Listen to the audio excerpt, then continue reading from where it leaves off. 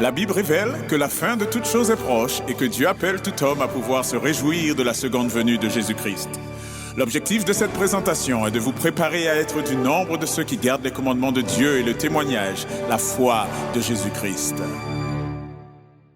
Bonjour et bon sabbat. Savez-vous combien de kilomètres j'ai parcouru pour venir ici? Alors, au minimum, 570 kilomètres. Mais j'ai fait encore plus de kilomètres que ça, en fait, tout au long de la semaine. Et c'est vraiment une joie pour moi que d'être ici. Est-ce que vous savez ça? C'est vraiment une joie pour moi d'être ici. Et je salue toutes celles et ceux qui sont avec nous, qui nous suivent par Internet, que vous soyez sur Samba, sur YouTube ou sur l'audioconférence. Bienvenue à ce service et bon sabbat. Savez-vous pourquoi je suis venu ici en ce matin? Alors, je vais vous poser la question. Pourquoi êtes-vous venu ici en ce matin?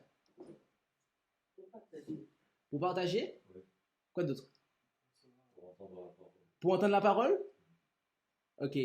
Vous avez été informé que le thème de cette prédication, c'est recevoir le Saint-Esprit.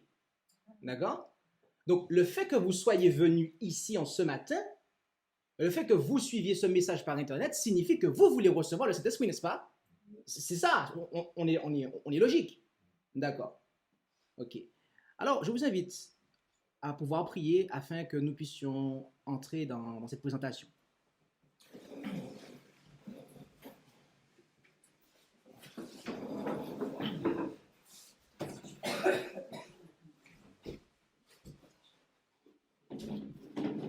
Notre Dieu, notre Père Céleste, merci pour ce doux privilège que tu nous accordes de pouvoir être réunis en cet instant, en ce matin, pour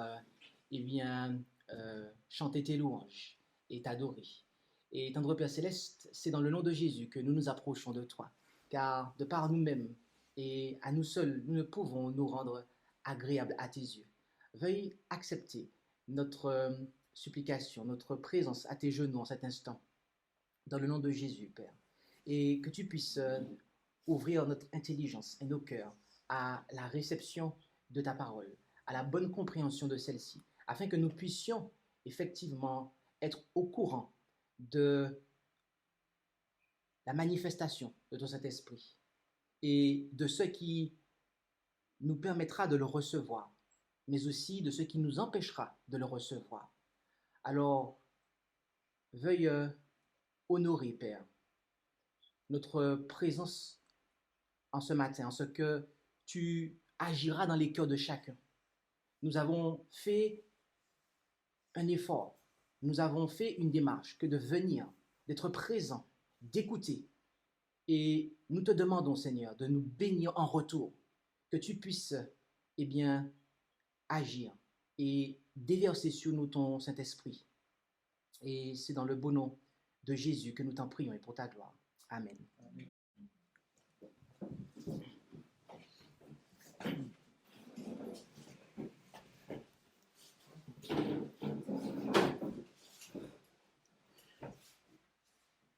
Comme vous l'avez entendu, le titre de cette présentation est « Recevoir le Saint-Esprit ». Et comment se manifeste la réception du Saint-Esprit? Eh bien, la Bible nous le dit. Et je vous invite à ouvrir vos Bibles avec moi en Galates, chapitre 5, et au verset 22. Où allons-nous?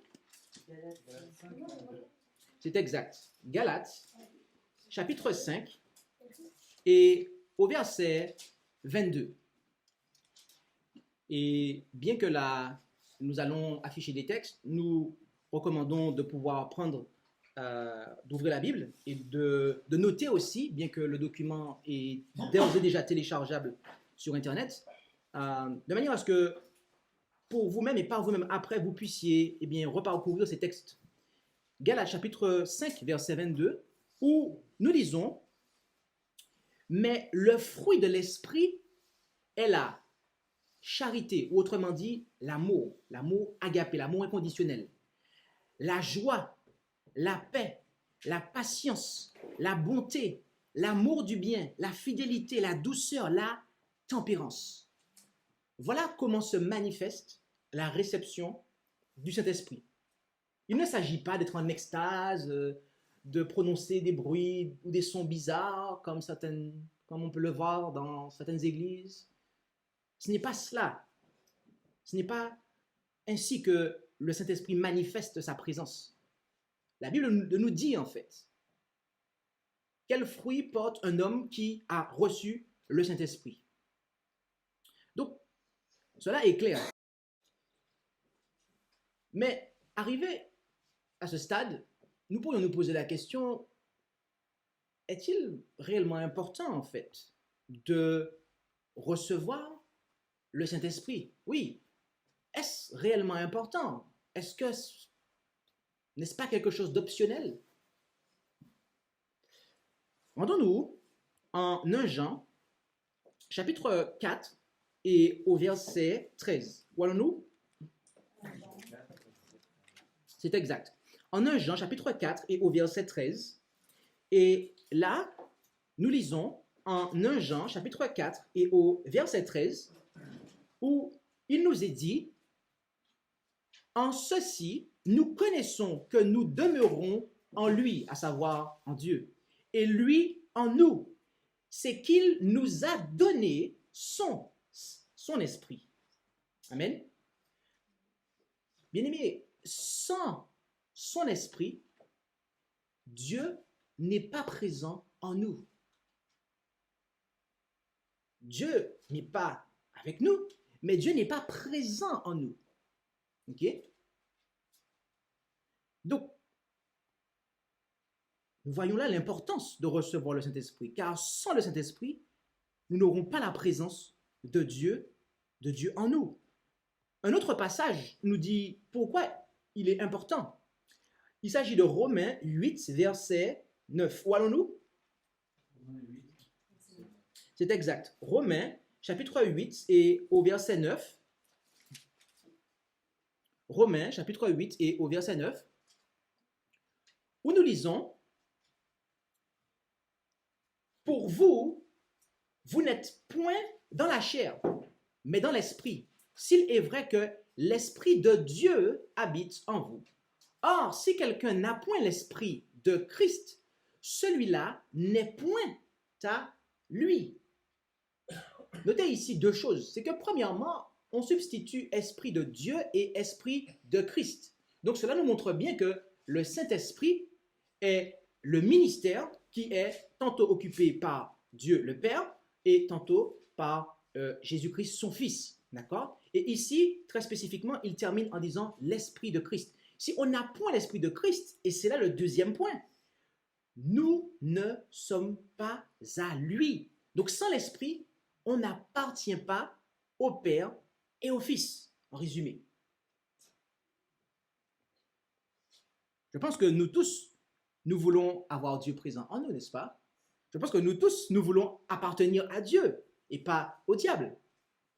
Mais pour cela, nous devons recevoir, mes amis, le Saint-Esprit. Et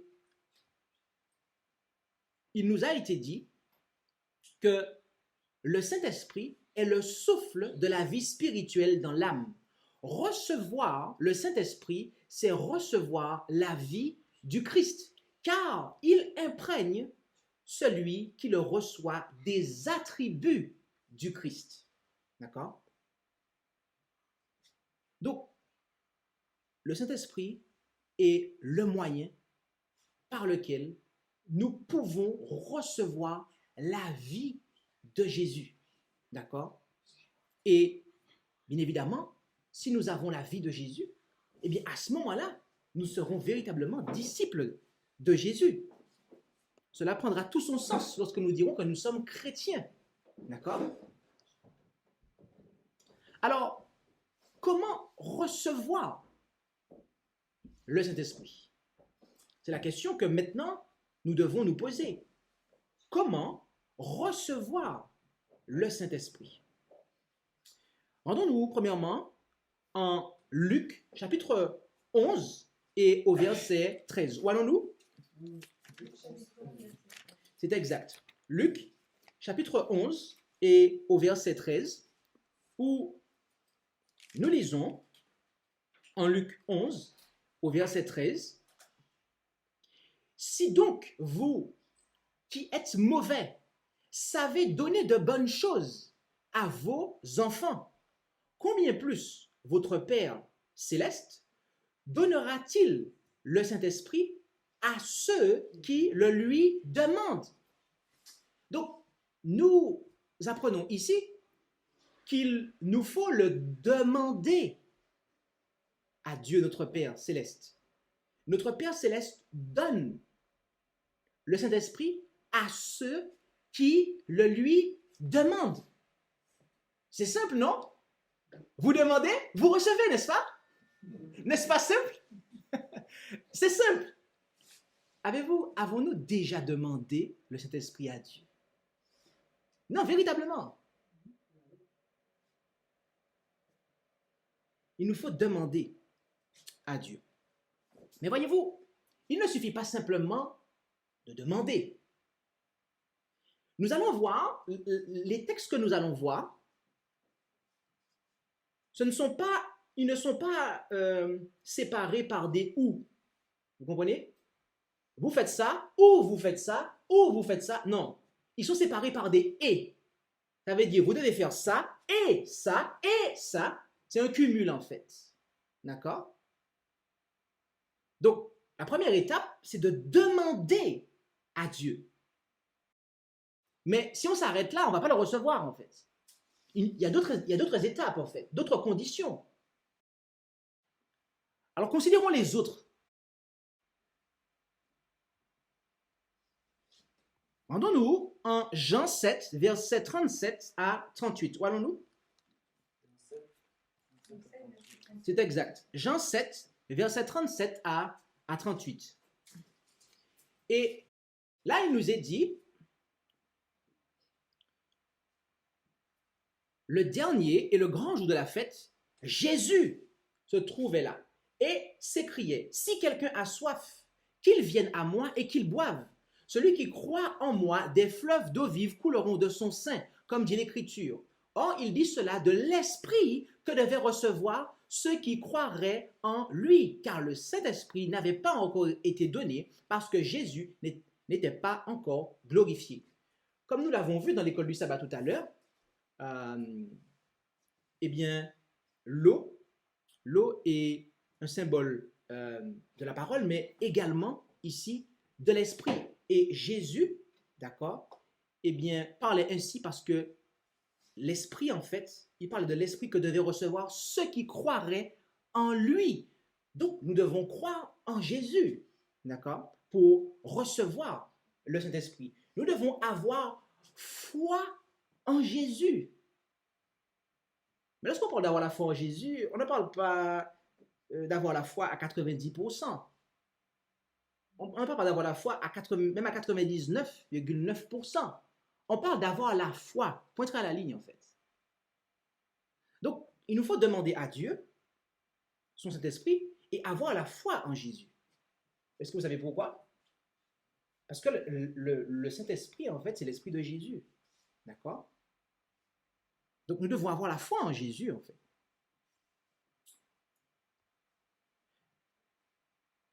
Autre chose. Rendons-nous en Proverbe, chapitre 1, verset 23. Où allons-nous? C'est exact. Proverbe, chapitre 1. Proverbe, c'est après les psaumes, hein, d'accord? Ok, juste après les psaumes, vous avez Proverbe. Et les psaumes, ils sont à l'endroit où est-ce qu'ils sont? Proverbe, chapitre 1, verset 23. Alors, j'ai dit psaume parce que je pense que plus ou moins, on lit peut-être plus les psaumes que d'autres livres. Et c'est un point marquant. Proverbe 1, verset 23. Et là, il nous est dit, « Étant repris par moi, convertissez-vous. Voici, je vous communiquerai de mon esprit en abondance. Je vous ferai comprendre mes paroles. » Vous savez, le livre des Proverbes est en partie, en grande partie, écrit de façon poétique. Okay? Et dans la poésie hébraïque, il ne s'agit pas de faire rimer les sons, d'accord? Il ne s'agit pas de faire rimer les sons comme dans la poésie en Occident, la poésie en France, où on fait des vers et à la fin ça rime, ça a le même son. Mais en hébreu, la poésie consiste à faire rimer les pensées, mais à les exprimer de façon différente. Et ici, Dieu est en train de dire la même chose, mais de deux façons différentes. Je vous communiquerai de mon esprit en abondance. Qu'est-ce que cela signifie? La suite nous le dit. Il va en fait substituer cela en disant « Je vous ferai comprendre mes paroles ». Donc, étudier la parole et la comprendre est une condition pour recevoir le Saint-Esprit.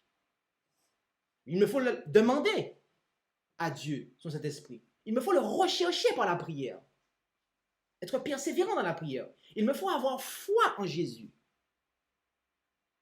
Mais il me faut également étudier et comprendre la parole de Dieu. En effet, nous allons prendre encore deux autres passages pour asseoir ce point-là, parce que c'est un concept qui pourrait paraître assez novateur et nouveau pour certains. Rendons-nous en Jean 6, verset 63. Où allons-nous? C'est exact. Jean 6, verset 63. Et là, nous lisons en Jean 6, l'évangile selon Jean, chapitre 6, verset 63. Et là, c'est Jésus qui parle et qui dit, « C'est l'esprit qui vivifie, la chair ne sert de rien. Les paroles que je vous dis sont esprit et vie. » Donc, Jésus exprime cela pour nous. Il nous fait comprendre que les paroles qu'il nous a dites sont esprit.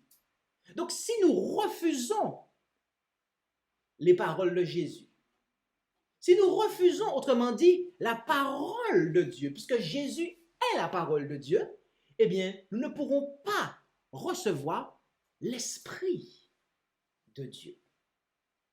Et un autre passage, comme je vous avais annoncé, il y en aura deux autres, voici le troisième en tout. Rendons-nous en Acte 10, verset 44. Où allons-nous?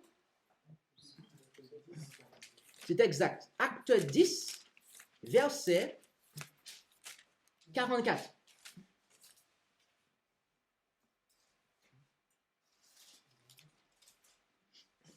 Où il est dit, en Acte 10, verset 44,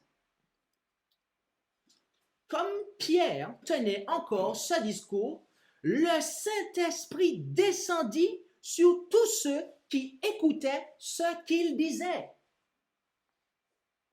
Pierre était en train de prêcher. Il ne se prêchait pas lui-même, mais il prêchait la parole de Dieu. Et alors qu'il était en train de prêcher la parole de Dieu, eh bien, le Saint-Esprit descendit sur celles et ceux qui écoutaient cette parole de Dieu qui disait. Donc, nous voyons que la compréhension de la parole de Dieu, le fait d'y prêter attention, de la comprendre, eh bien, cela nous apporte le Saint-Esprit. Et alors, pourquoi, ou devrais-je dire, mais pourquoi nous parle-t-on dans la Bible de la prière et de l'imposition des mains? Oui, comme on peut le voir en Acte 8, versets 14 à 17, on nous dit que Pierre et Jean ont été envoyés auprès des Samaritains et qu'ils priaient pour eux afin qu'ils reçussent le Saint-Esprit. Et au verset 17, on nous dit que les apôtres leur imposèrent les mains et ils reçurent le Saint-Esprit. Comment nous faut-il comprendre cela, en fait? Eh bien, la première chose qu'ils ont fait, c'est qu'ils ont prié pour ces personnes. S'il n'y avait pas eu la prière, l'imposition des mains n'aurait servi à rien. Mais la réponse se trouve dans le contexte. Ces personnes, en fait, ont été baptisées par Philippe. Philippe qui était un diacre. Et Philippe est allé en Samarie. Or, rappelez-vous qu'en Samarie, la femme samaritaine avait rendu témoignage après que Jésus lui apportait la parole. Donc, ces gens-là avaient déjà entendu parler de Jésus. Après, ils ont vu, en fait, les miracles que faisait Philippe, ce qui a conforté leur foi, et ils ont été baptisés. Mais ils n'avaient pas, en fait, lorsque vous lisez ce contexte-là, ils n'avaient pas, en fait, été pleinement enseignés, en fait. Et donc, qu'est-ce qui s'est passé? Les apôtres ont dû intervenir, d'accord? Les apôtres ont dû intervenir, ok? Nous pouvons effectivement parler de Jésus. Nous pouvons entendre parler de Jésus et avoir une connaissance minimale pour pouvoir prendre une position, mais sans nécessairement avoir reçu le Saint-Esprit, sans nécessairement avoir reçu le Saint-Esprit. Et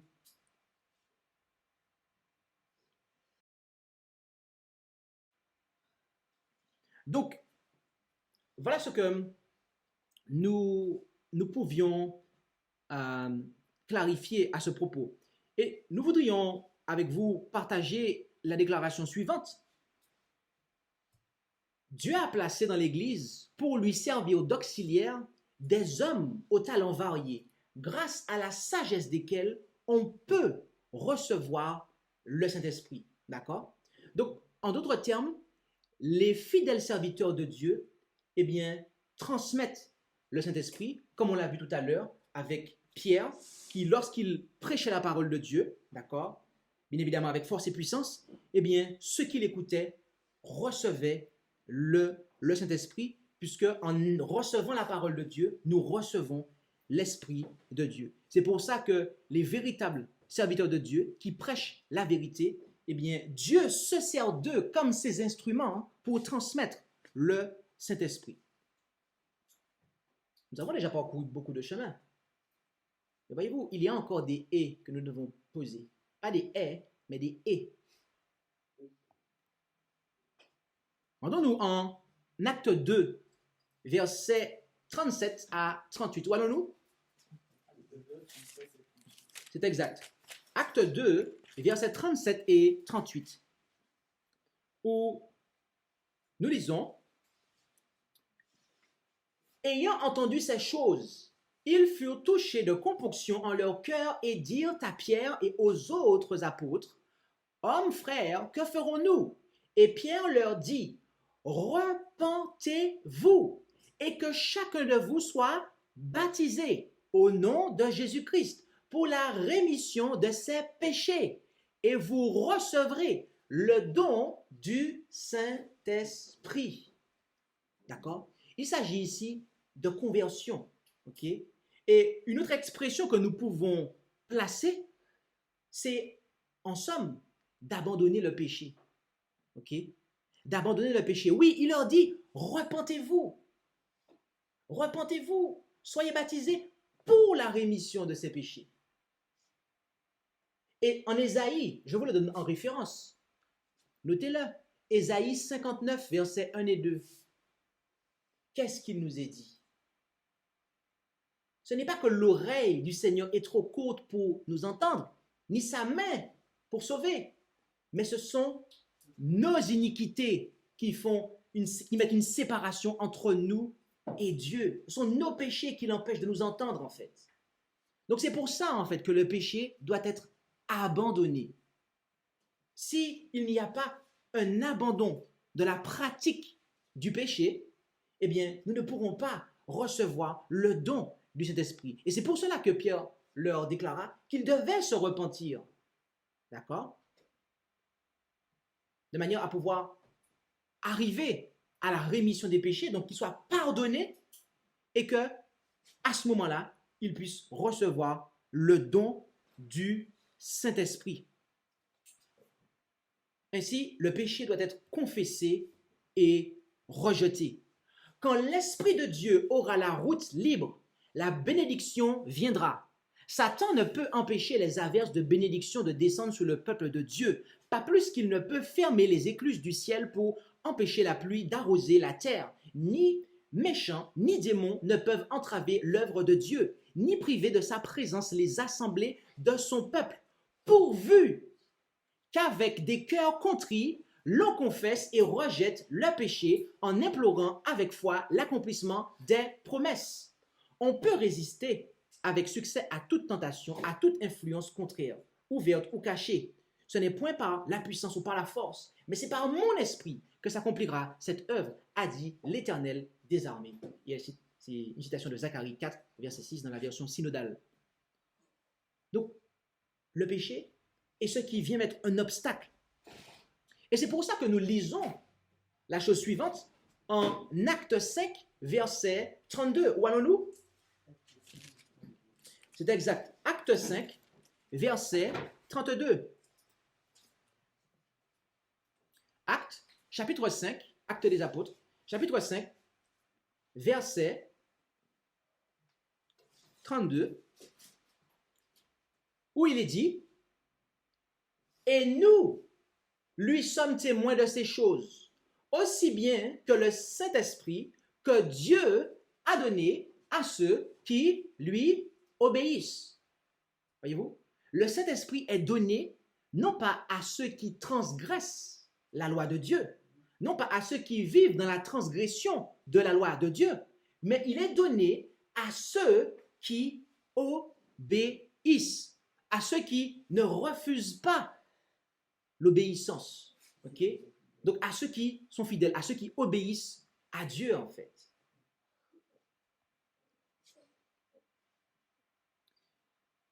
Notez avec moi cette déclaration. Il y en a un grand nombre qui font profession de croire à la promesse du Seigneur. Ils parlent du Christ et du Saint-Esprit, mais n'en retirent aucun bien. Ils ne consentent pas à être vidés et dominés par les instruments divins. On ne peut pas se servir du Saint-Esprit. Le Saint-Esprit doit se servir de nous. C'est par l'Esprit que Dieu opère chez les siens le vouloir et le faire pour l'accomplissement de son dessein d'amour. Beaucoup ne consentent pas à se soumettre à cette action parce qu'ils veulent garder leur liberté. C'est pour cela qu'ils ne reçoivent pas le don céleste. L'Esprit n'est donné qu'à ceux qui s'attendent humblement à Dieu et qui recherchent sa direction et sa grâce. La puissance de Dieu attend d'être réclamée et reçue. Cette bénédiction promise, quand elle est demandée avec foi, apporte à sa suite toutes les autres bénédictions. Elle est accordée en proportion des richesses de la grâce du Christ, toujours prêt à approvisionner l'âme dans la mesure où celle-ci est capable de recueillir ses dons. C'est l'insoumission. L'insoumission à l'action de l'esprit, eh bien, c'est ce qui va nous empêcher de recevoir. Ok? Donc, nous devons être prompts à nous soumettre à Dieu. Comme on l'a vu, il nous faut obéir. Il nous faut obéir. Et lorsqu'on parle d'obéissance, il s'agit d'obéir à ce que Dieu nous commande. Qu'est-ce que Dieu nous commande? Où est révélé où sont révélés ce que Dieu nous commande de manière morale, en fait. Dans les 10 commandements, en fait. Et voyez-vous, dans ces 10 commandements-là, il est question, en fait, de ne pas être idolâtre. Rendons-nous en Ézéchiel 11, versets 18 à 21. Où allons-nous? C'est exact. Ézéchiel 11, versets 18 à 21, où nous lisons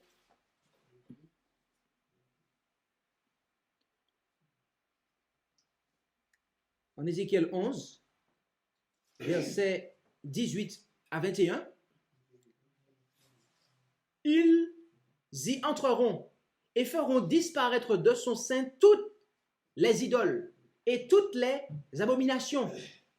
Je leur donnerai un même cœur et je mettrai en eux un esprit nouveau. OK? Et nous pourrions continuer à lire. Mais le point ici, c'est le suivant. C'est qu'une fois que nous faisons disparaître les idoles, d'accord, de nos vies,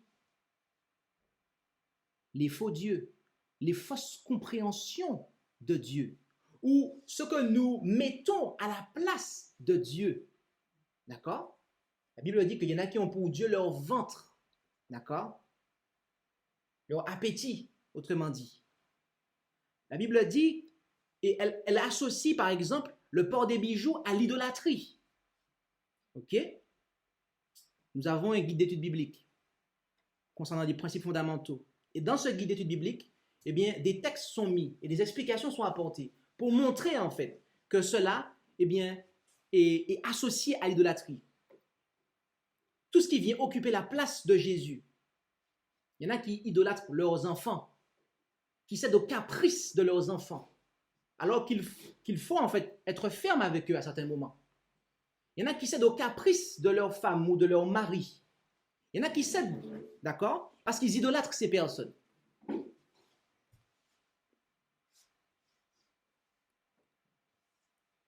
La Bible nous dit, elle nous fait comprendre que lorsque nous enlevons les idoles de notre vie, à ce moment-là, Dieu va nous accorder son esprit. Et ce n'est pas tout, car rappelez-vous, il y a une succession de et en fait. Continuons avec un autre passage. D'ailleurs, au passage, arrivé à ce stade, nous voulons tous toujours vouloir recevoir le Saint-Esprit. On est d'accord? Ok. On n'a perdu personne en chemin. Ok, d'accord. Ok. Continuons. Rendons-nous en 1 Corinthiens 6, versets 19 à 20.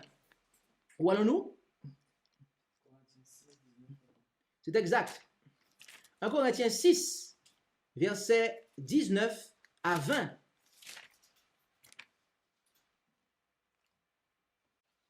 Et nous allons le superposer avec 1 Corinthiens 10, 31.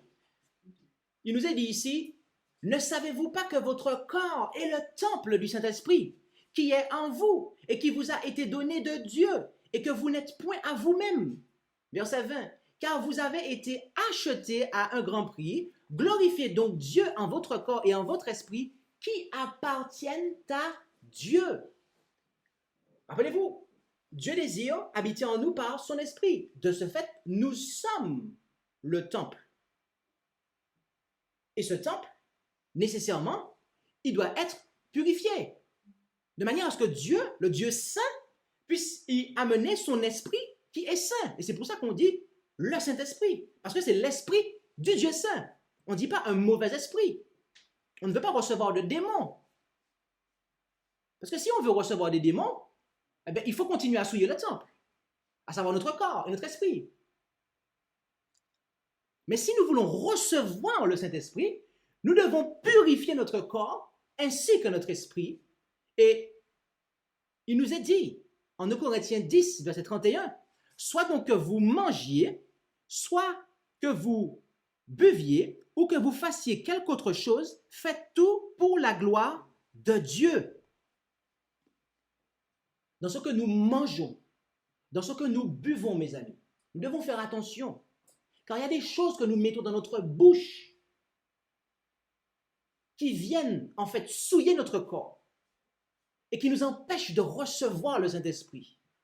Donc, Dieu nous appelle à une réforme sanitaire, une réforme alimentaire. Il nous appelle à veiller religieusement à ce que nous mettons dans son temple. Car nous voulons tous ici recevoir le Saint-Esprit. Et comme nous voulons le recevoir, donc Dieu nous dit que ton corps, mon enfant, c'est mon temple.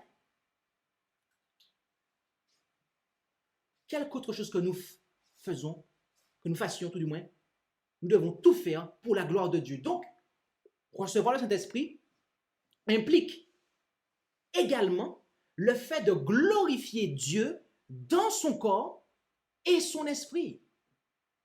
Je peux prier à Dieu, je peux dire que je crois en Jésus, mais que je continue à souiller mon corps, je ne vais pas recevoir le Saint-Esprit. Rappelez-vous, il y a une succession de choses en fait. Ce n'est pas, moi je vais me contenter de prier et avec ça je vais recevoir le Saint-Esprit. C'est pas comme ça que ça fonctionne en fait. Oh, moi je vais prier et puis seulement croire en Jésus et je vais recevoir le Saint-Esprit. C'est pas comme ça que ça fonctionne. Il y a une succession de choses en fait.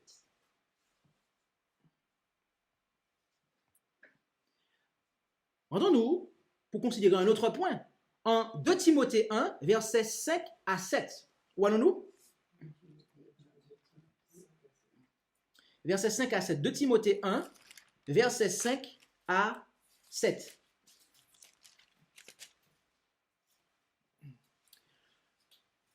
Où nous lisons en 2 Timothée 1, versets 5 à 7.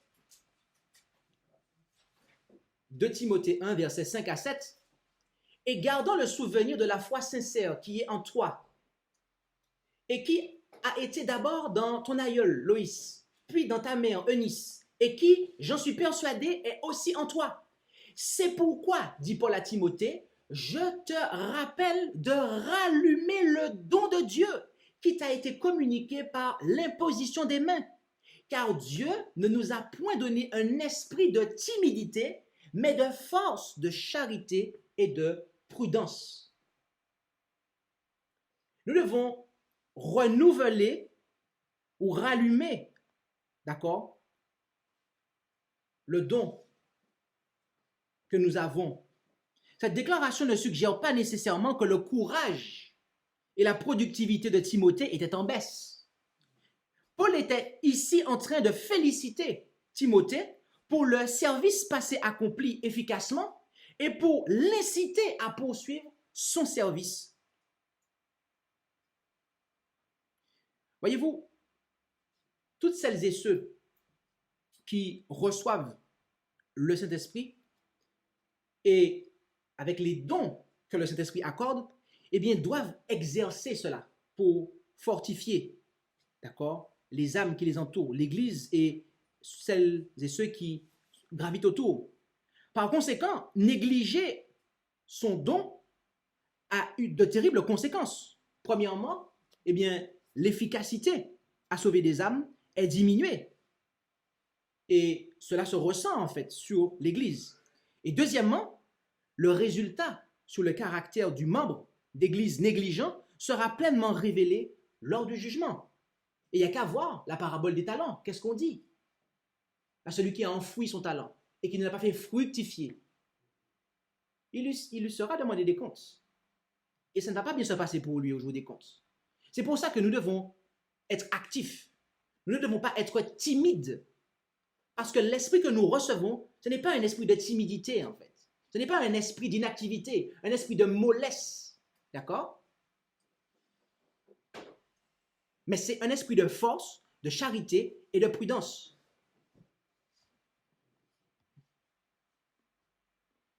Je ne peux pas recevoir le Saint-Esprit. Je ne pourrais pas recevoir le Saint-Esprit, en fait, si je suis mou au service du Seigneur. Non, je dois être actif au service de mon Maître. Nous avons parlé essentiellement avec des textes qui étaient positifs. Qu'est-ce qu'il nous faut faire pour recevoir? Mais la Bible aussi nous dit qu'est-ce qui nous fait perdre le Saint-Esprit. Et donc, nous allons répondre à cette question maintenant. Qu'est-ce qui nous fait perdre le Saint-Esprit? Car lorsque nous avons quelque chose, nous n'aimerions pas le perdre. Qui d'entre nous, lorsqu'il a un bidon de 10 litres, il voit de quoi je vais parler, qui d'entre nous, lorsqu'il a un bidon de 10 litres ou de 20 litres, eh bien, et qu'il y met de l'eau dedans, parce qu'il veut avoir des réserves d'eau, voudrait qu'il y ait un trou par lequel l'eau s'enfuit et que le bidon se vide petit à petit. Je veux dire, qui d'entre nous, en fait, apprécie qu'il y ait une fuite dans quelque chose dans lequel on veut contenir, qu'on choisit comme contenant? Je pense que personne, en fait. Alors, prêtez bien attention à ce qui va suivre, parce que là, nous allons voir des choses qui nous font perdre le Saint-Esprit, en fait. Nous en avons déjà vu, en réalité. Ok? Si nous ne prions pas, nous n'allons pas recevoir le Saint-Esprit. Ok? Si nous n'avons pas la foi en Jésus, nous allons effectivement, si nous cessons d'avoir la foi en Jésus, nous allons perdre le Saint-Esprit. Ok? Et on peut renverser les choses. D'accord? Si nous ne prions plus, nous n'allons pas le recevoir. Si nous n'avons plus la foi, on ne va pas le recevoir. Si nous n'étudions plus la parole, et de ce fait, nous cessons de comprendre jour après jour, nous n'allons pas recevoir. Ok? Si nous nous mettons à pécher, à vivre dans le péché, à désobéir à Dieu, nous allons cesser de recevoir le Saint-Esprit.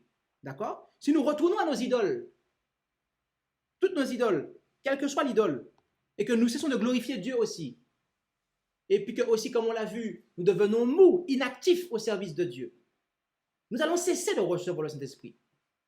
Donc tout ce que nous avons vu, on peut le renverser, le mettre au négatif, et cela nous montre en fait qu'est-ce qui nous fait perdre le Saint-Esprit. Mais il y a des déclarations qui en elles-mêmes, dans la Bible, nous disent très clairement ce qui fait perdre le Saint-Esprit. Considérons-les ensemble. Alors, avant de considérer la Bible, j'aimerais juste partager cette déclaration par rapport au dernier point qu'on a vu, l'insouciance et l'inactivité. Si notre Église persiste dans l'attitude insouciante qui a été la sienne jusqu'ici, Dieu ne pourra pas répandre sur elle son esprit. Elle n'est pas préparée pour collaborer avec lui. Elle ne voit pas quelle est sa situation, le danger qui la guette. Plus que par le passé, elle devrait éprouver le besoin d'une vigilance sans égale combinée à l'action. Donc c'est ce que nous disions en fait. Chaque point que nous avons vu, on peut le renverser et cela nous montre en fait qu'est-ce qui nous fait perdre le Saint-Esprit. Si nous sommes insouciants et inactifs, nous allons perdre le Saint-Esprit en fait. Car Jésus a dit quoi en Acte 1, verset 8? Vous ne savez pas. Prenons Acte 1, verset 8, qu'on aurait d'ailleurs dû mettre dans la slide, mais il y a tellement de textes. On a fait Acte 1, verset 8, Jésus dit quoi? Mais vous recevrez la puissance du Saint-Esprit qui viendra sur vous et vous me servirez de témoin. Et je m'arrête là. On ne reçoit pas le Saint-Esprit pour soi-même, pour se faire plaisir en fait. Il y a un objectif derrière. Il y a un objectif. Ok? Il faut comprendre que en nous donnant son Saint-Esprit, en quelque part, il y a un investissement que le Seigneur fait en fait. Et c'est pour qu'on puisse rendre témoignage de lui. Donc, recevoir le Saint-Esprit juste pour soi, en fait, et pour faire ses petites affaires comme on a vu tout à l'heure, c'est pas au programme. C'est pas au programme. Mes amis, la confusion est quelque chose qui nous fait perdre le Saint-Esprit et qui l'empêche de venir en réalité. Notons cela. Joël 2, versets 27 à 29. Voyons-nous? C'est exact. Joël, chapitre 2, versets 27 à 29.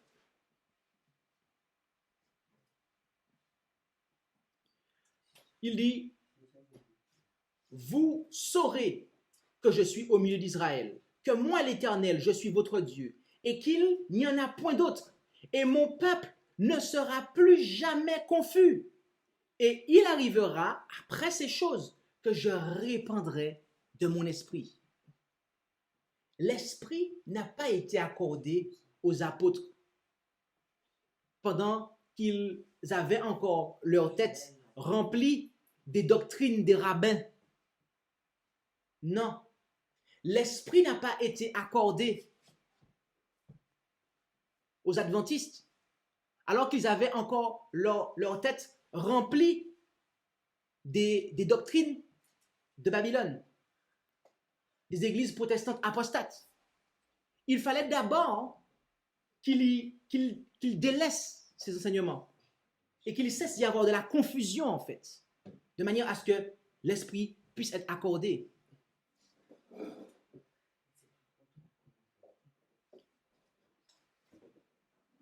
Babylone signifie la confusion en fait. C'est la confusion. Lorsque je prends la responsabilité de me rendre à un endroit où on m'enseigne des erreurs, je ne peux pas recevoir le Saint-Esprit en fait. C'est lorsque je me soustrais à cela, que à ce moment-là, je réponds à l'une des conditions pour recevoir le Saint-Esprit. Et également, considérons 1 Thessaloniciens, chapitre 5, versets 19 à 21. Où allons-nous?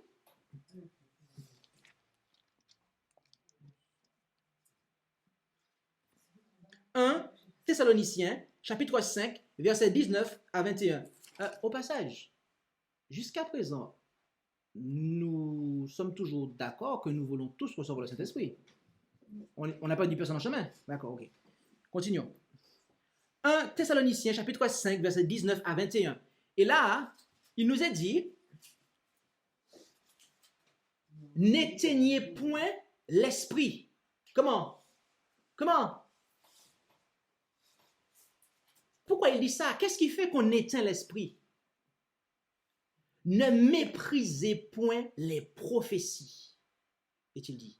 Ne méprisez point les prophéties, éprouvez toutes choses et retenez ce qui est bon. L'apôtre est en train de dire ici qu'on éteint l'esprit lorsqu'on méprise les prophéties. Et lorsqu'on parle des prophéties, on nous parle, bien entendu, des prophéties qui sont contenues dans la Bible, d'accord?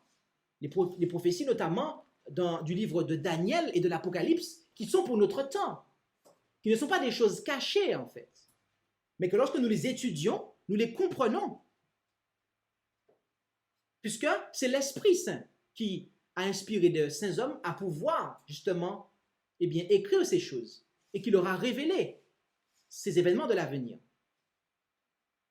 Donc, en méprisant les prophéties, en ne prêtant pas attention à la parole prophétique, nous éteignons l'esprit.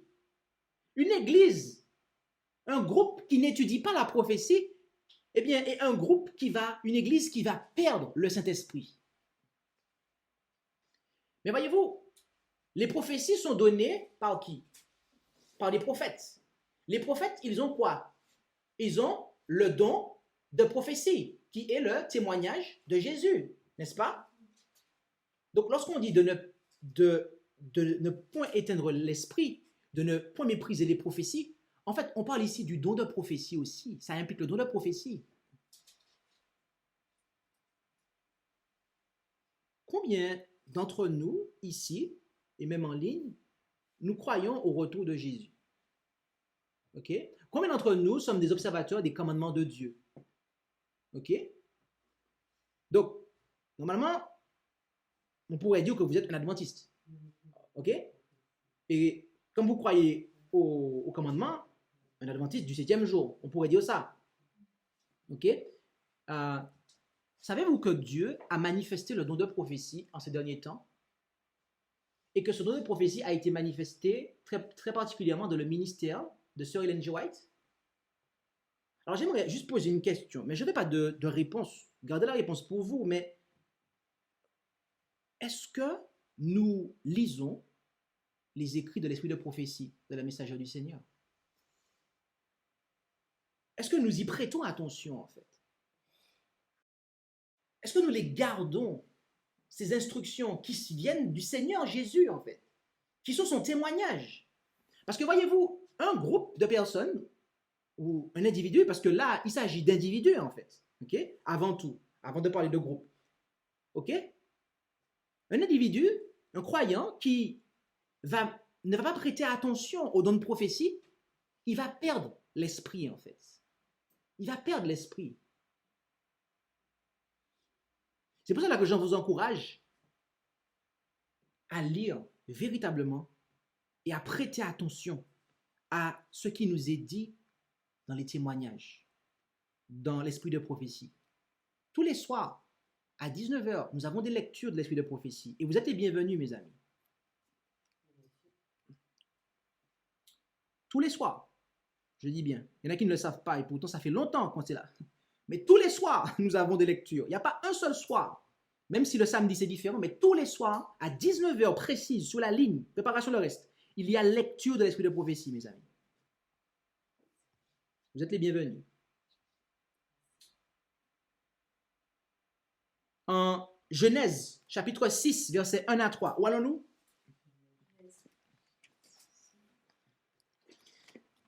Genèse chapitre 6, versets 1 à 3. Nous allons voir une autre chose qui nous fait perdre l'esprit. Genèse chapitre 6, versets 1 à 3.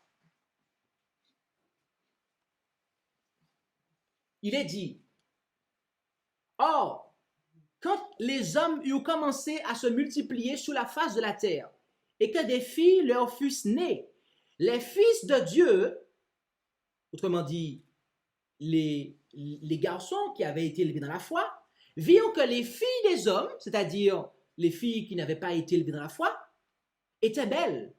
Et ils prirent des femmes d'entre toutes celles qui leur plurent. » Ok?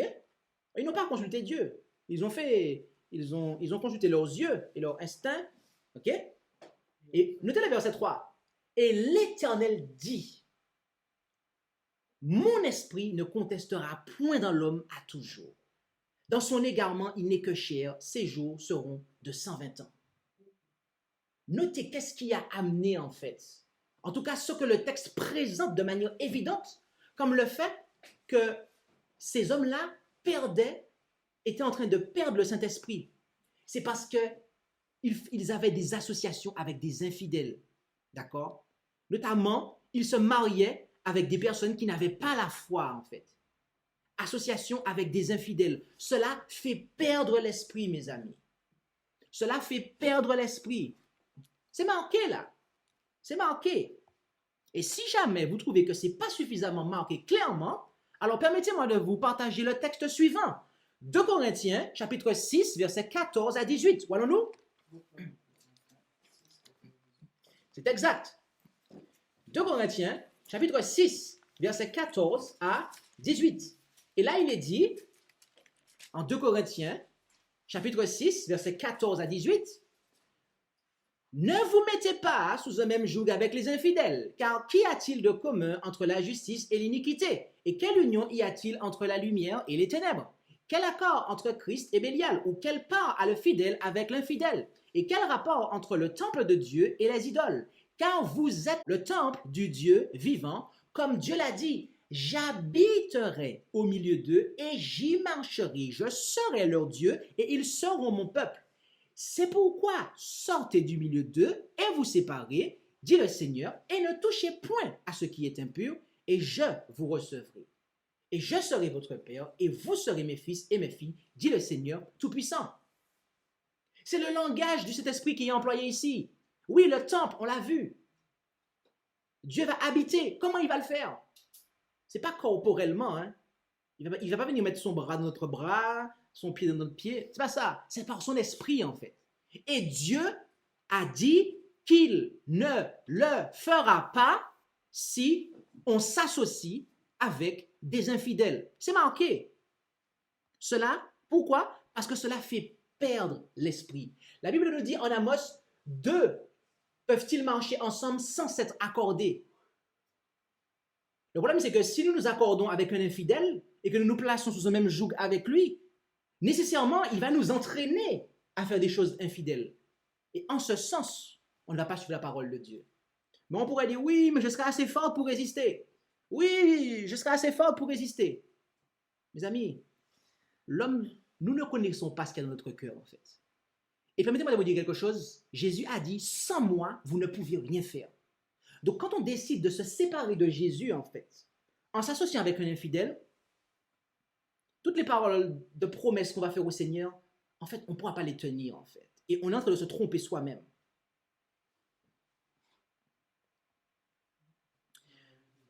Jean 14, verset 17. Un autre point. Jean 14, verset 17. Arrivé à ce stade, on n'a pas perdu personne? D'accord.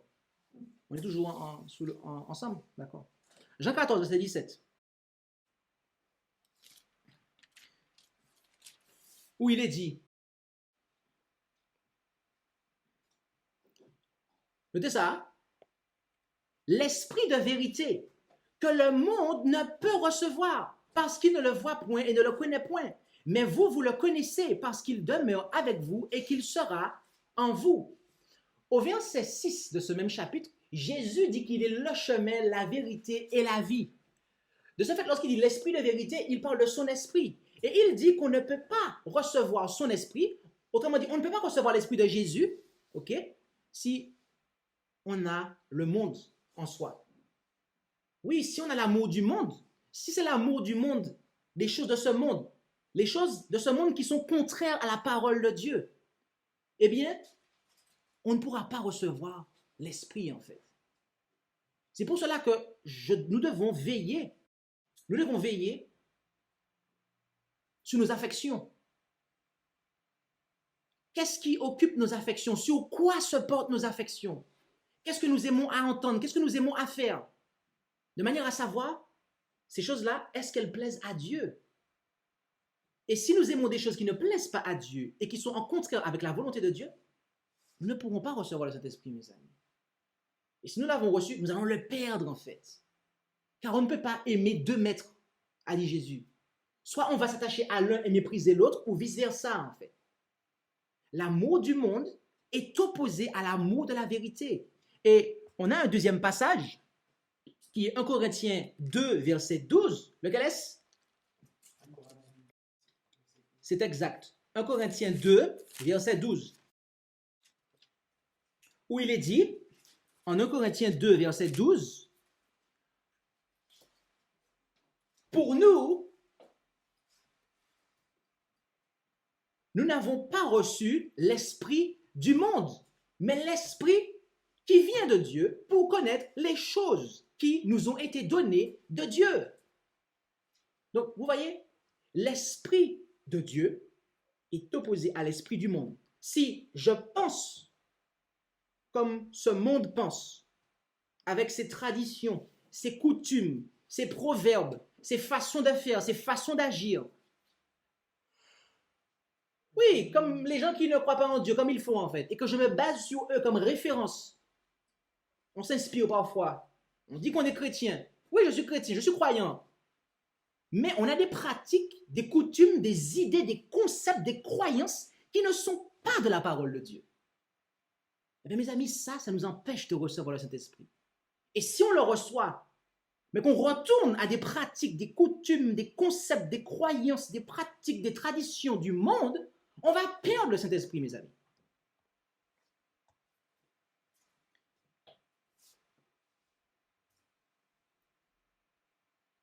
On est venu pourquoi ici ce matin? Pour recevoir le Saint-Esprit. Ok.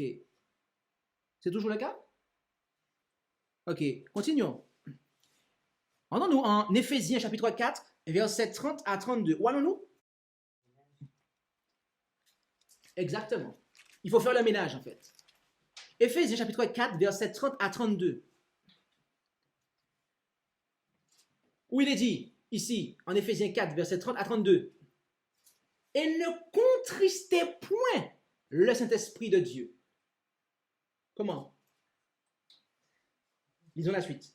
Par lequel vous avez été scellés pour le jour de la rédemption. Et après, il va édicter des choses qui contristent le Saint-Esprit.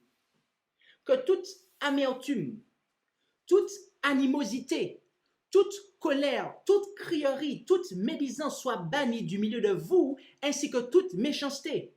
Mais soyez, ok? Et là, il nous dit l'opposé en fait. Mais soyez les uns envers les autres bons, miséricordieux, vous pardonnant les uns aux autres comme Dieu vous a aussi pardonné en Christ. Ces choses-là, l'amertume, l'animosité, la colère, les crieries, les calomnies ou médisances, et les méchancetés, tout ça, mes amis, ça contriste l'Esprit de Dieu. Ça empêche à l'Esprit de Dieu de pouvoir travailler en nous et même de pouvoir faire son œuvre. Ça nous fait perdre l'Esprit de Dieu. Il nous a été dit, certains abritent un esprit d'envie et de haine contre leurs frères, l'appelant l'Esprit de Dieu. Donc il y en a en fait, il y en a qui prétendent qu'ils ont l'Esprit de Dieu, alors que derrière ça en fait, c'est un esprit d'envie et de haine. D'accord? Vous vous rendez compte? Mais ils disent qu'ils ont l'Esprit de Dieu. Certains vont à droite et à gauche. En quoi? En rapporteur, accusant et condamnant, noircissant les caractères, instillant la méfiance dans les cœurs. Ils transmettent de faux rapports aux portes de leurs voisins qui, en écoutant les calomnies, perdent l'Esprit de Dieu. Je vais arrêter ici rapidement. Ce n'est pas que ceux qui produisent, qui distillent les médisances, les calomnies, en fait, qui perdent l'Esprit de Dieu. Ce n'est pas que ceux qui vous appellent pour critiquer tel frère, salir son caractère, vous dire qu'il est mauvais, ou telle sœur, ou tel frère, voilà, vous dire plein de bêtises sur lui. Ce n'est pas que ces personnes-là, en fait, qui sont en train de perdre le Saint-Esprit, en fait, à ce moment-là de la conversation que vous avez avec eux. Vous-même, en écoutant ces personnes-là, en fait, nous-mêmes, je devrais dire, en écoutant ces personnes-là, nous sommes en train, est-il dit, de perdre le Saint-Esprit, en fait.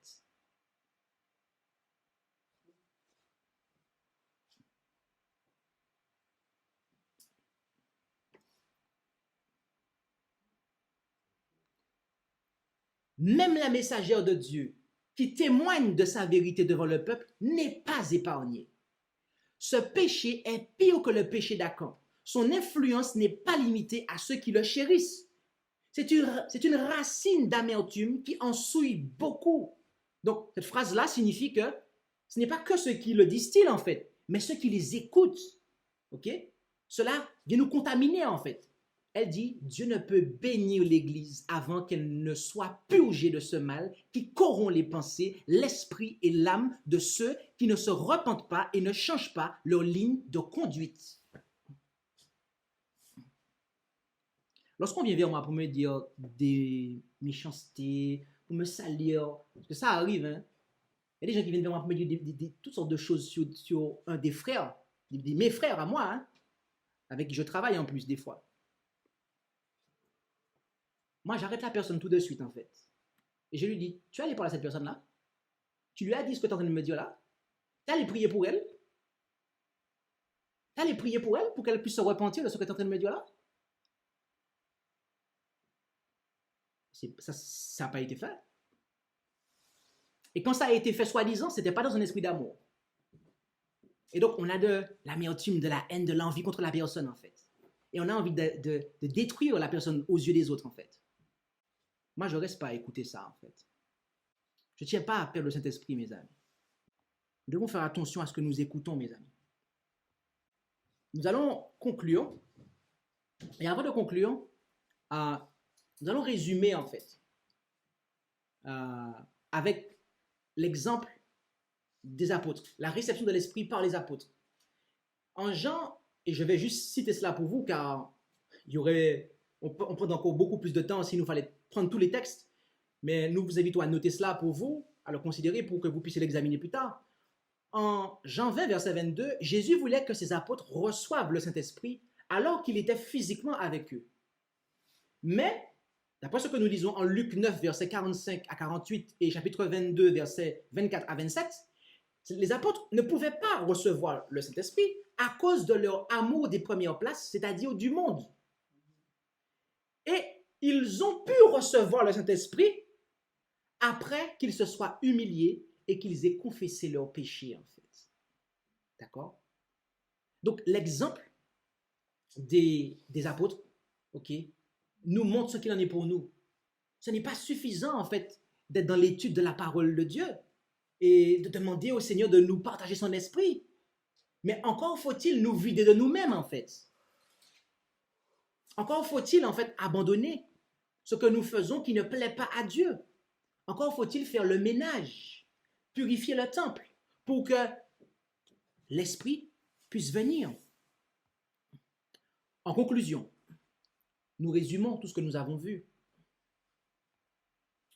En résumé, pour recevoir le Saint-Esprit, il faut, premièrement, le demander à Dieu en prière. Deuxièmement, avoir la foi en Jésus. Troisièmement, étudier et comprendre la parole de Dieu. Ensuite, considérer la prophétie, donc l'esprit de prophétie. Aimer la vérité et pas le monde. Abandonner le péché, les idoles notamment. obéir à Dieu, glorifier Dieu dans son corps et son esprit, exercer notre don ou nos dons, être actif et pas insouciant et inactif, mais plutôt être actif, sortir de la confusion, ne pas s'associer avec des infidèles et se défaire des sentiments de haine, d'envie, d'amertume, de l'animosité, de la colère, de la crierie, de la calomnie ou médisance et de la méchanceté, etc. en fait. Combien d'entre nous, arrivés à ce stade de la présentation qui se termine, voulons recevoir le Saint-Esprit? Ok, gloire à Dieu. On n'a pas dit personne. Mes amis, concluons avec 2 passages.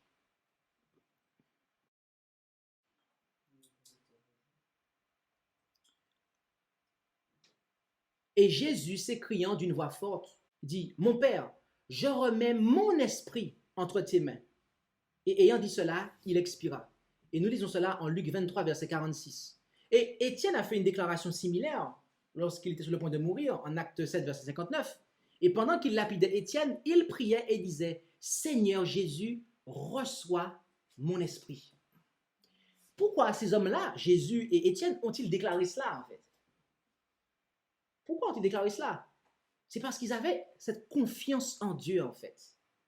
Et que tout au long de leur vie, ok, et je vais dire la chose de la façon suivante pour que ça puisse matcher avec Jésus et à la fois Étienne, mais c'est que à ce moment-là de leur vie, eh bien, ils savaient qu'ils avaient laissé l'Esprit de Dieu travailler en eux, d'accord?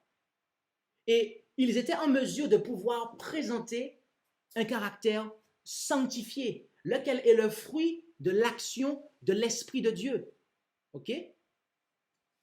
L'Esprit de Dieu agit en nous et façonne notre esprit pour que nous ayons un caractère sanctifié. Et ainsi, ils avaient cette assurance. Ils pouvaient dire à Dieu, reçois mon esprit. Ils avaient leur passeport pour le ciel parce que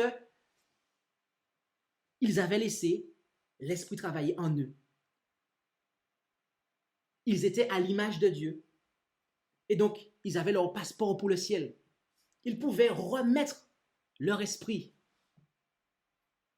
lequel était à l'image de celui de Dieu. Et pour Étienne, à l'image de celui de Jésus.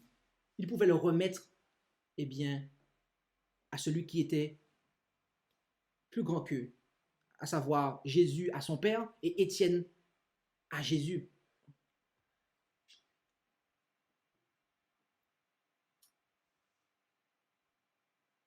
Combien d'entre nous voulons recevoir le Saint-Esprit?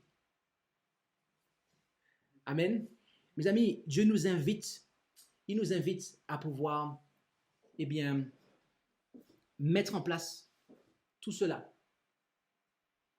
Pas une seule chose, mais toutes ces choses. Il nous invite à matcher, à croiter toutes les cases, de manière à ce que nous puissions recevoir son Saint-Esprit, de sorte que, eh bien, il puisse agir en nous et former en nous le caractère de Jésus, de sorte que, une fois que notre esprit, eh bien, aura été sanctifié, eh bien, à ce moment-là, et comme Dieu aura marché au milieu de nous, c'est-à-dire comme Dieu aura habité en nous ici-bas, eh bien, nous pourrons marcher devant lui là-haut dans le ciel, parce que nous aurons droit au ciel. Amen. Alors, que le Seigneur puisse accomplir sa volonté dans notre vie et puissions-nous recevoir le Saint-Esprit. Amen. Je vous invite à pouvoir vous prosterner pour la prière finale.